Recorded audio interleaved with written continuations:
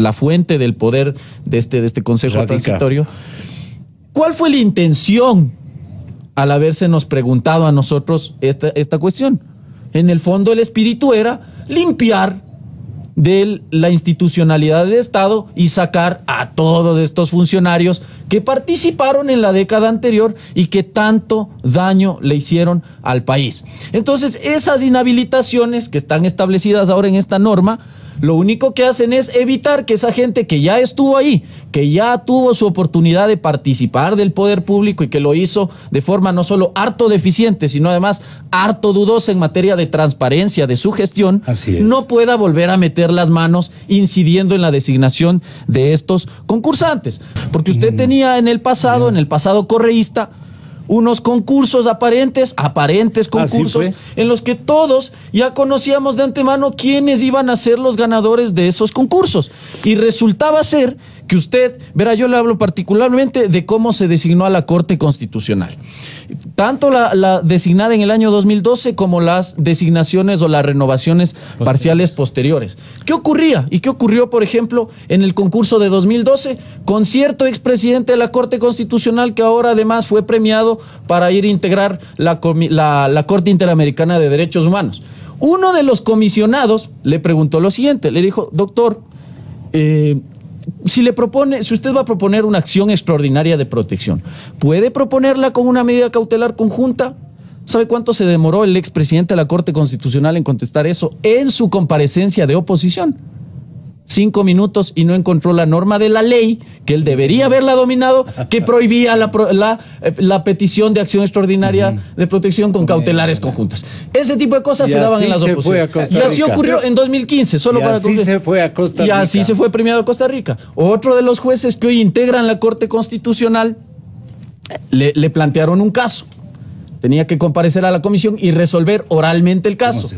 Cuando le consultaron, este concursante, ahora juez, sacó coincidencialmente de su maletín un fallo de la Corte Constitucional, indicando a la comisión: híjole, por coincidencia yo he traído un fallo que se refiere al caso que usted me está planteando.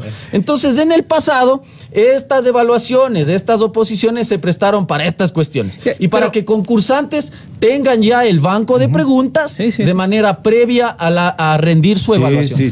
Por eso creo que ahora por transparencia está bien eliminar lo posible. Pero el mismo vicio se le puede acusar a la fase de méritos.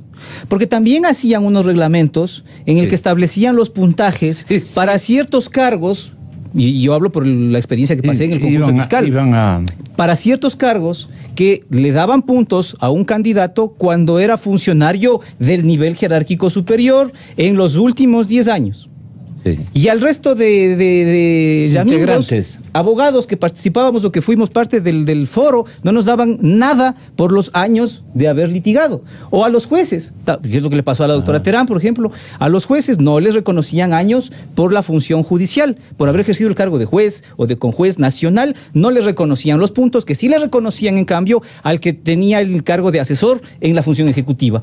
Entonces, también se le puede acusar del mismo vicio al tema de los méritos. No, el problema no es ese. El problema es, según mi opinión, diseñar mecanismos, tanto para la oposición como para los méritos, que sean un poquito más objetivos, digamos. No podemos tampoco volver a insistir en patricios pasminios. No es por eso, así, pues no. Lo que va a importar aquí es en realidad la trayectoria del postulado.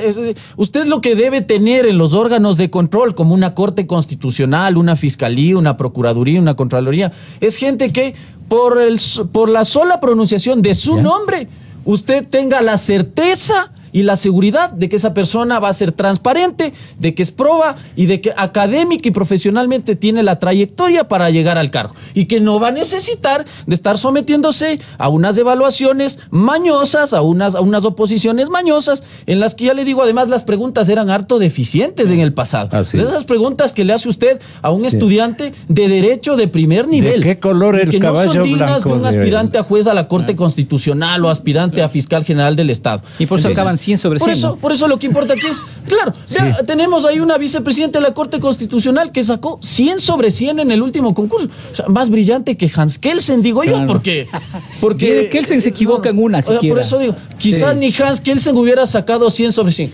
Y esas personas ahora están siendo evaluadas por obvias razones. Entonces, por eso yo le insisto, yo no soy partidario de las oposiciones. Prefiero la meritocracia, la misma bien dama llevada, es decir, riéndose. que sea la sola trayectoria del postulado la que hable por sí mismo.